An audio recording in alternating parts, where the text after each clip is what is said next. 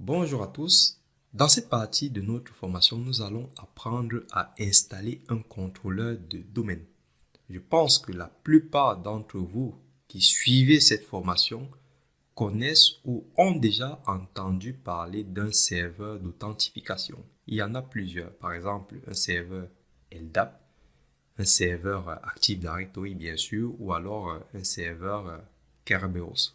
Est-ce que vous avez déjà entendu parler de ces serveurs-là? Sinon, ce n'est pas grave.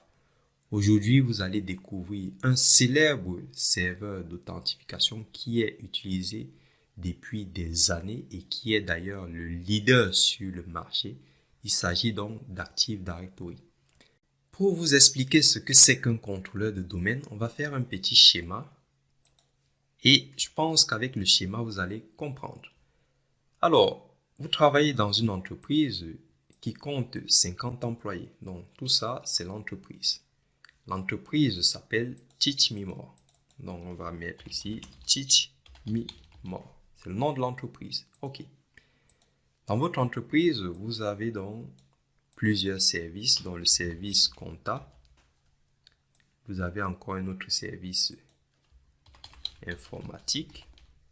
Vous avez ici un autre service recherche et développement. On va laisser comme ça. OK. Alors, tous ces services-là ont des dossiers spécifiques. Ça veut dire que la comptabilité ne doit pas en fait consulter tous les fichiers de l'informatique. Parce que dans le service informatique, nous avons par exemple des fichiers qui stockent les mots de passe des utilisateurs. Ce qui signifie que si un comptable a accès aux fichiers de l'informatique, forcément ça peut être une faille de sécurité. Donc ça c'est problématique. C'est pareil, on fait de la recherche et du développement ici, ça veut dire que nous avons des dossiers sensibles ici, donc l'informatique ne doit pas forcément accéder à ces dossiers-là. L'informatique ne traite que ce qui est informatique, ça veut dire qu'ils peuvent gérer les utilisateurs sans problème, créer des serveurs, etc. Mais au niveau de la recherche, ils ne doivent pas accéder à des dossiers sensibles. La question qu'on doit donc se poser en tant qu'administrateur système, c'est de savoir quelle méthode ou alors comment faire pour bloquer les utilisateurs de tel ou tel service afin qu'ils ne puissent pas accéder aux ressources de tel ou tel service. Première question. La deuxième question qu'on doit aussi se poser, c'est celle-ci. Tous ces services-là font partie d'une seule organisation, c'est l'organisation Teach Me More. Ça veut dire que une personne qui n'est pas dans l'entreprise, qu'on va appeler invité, peut se connecter sur le Wi-Fi de l'entreprise. Donc, il est connecté au réseau de l'entreprise. S'il n'y a donc pas un serveur qui va gérer l'authentification de n'importe quel utilisateur, alors les invités pourront aussi accéder aux ressources de l'entreprise. Ce qui signifie que pour déjà authentifier les utilisateurs légitimes de l'entreprise, vous allez devoir mettre en place un serveur qui doit être capable de le faire. Parmi les serveurs, on va donc avoir notre Active Directory. Donc, je vais mettre ici AD. Vous pouvez avoir un serveur LDAP qui est open source, donc LDAP.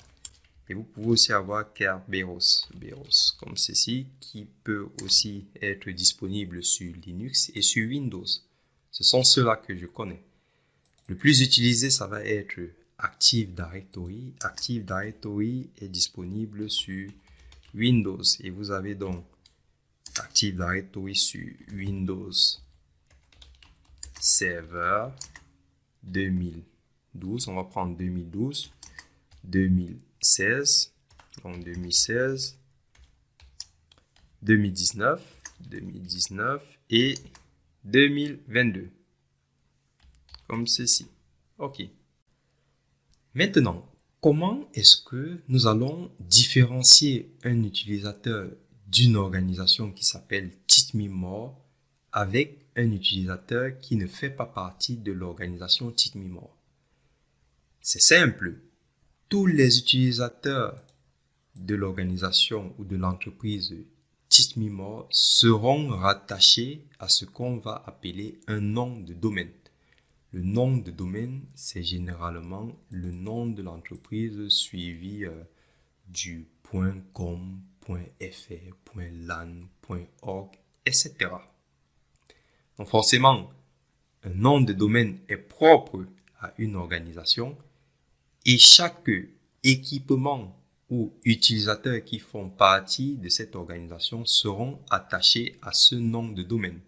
C'est pour cela que si vous travaillez actuellement dans une entreprise, vous avez forcément une adresse email qui va être sous la forme prénom.nom le nom de votre entreprise.fr ou .com ou quelque chose. Par exemple, pour ma part, armel.gando@teachmemore.fr. Donc, teachmemore.fr, c'est mon nom de domaine. Ça veut dire que si je veux créer des adresses email pour des nouveaux collaborateurs, toutes ces nouvelles adresses email seront rattachées au domaine teachmemore.fr. Par exemple, tata.lise@teachmemore.fr, toto.p@teachmemore.fr.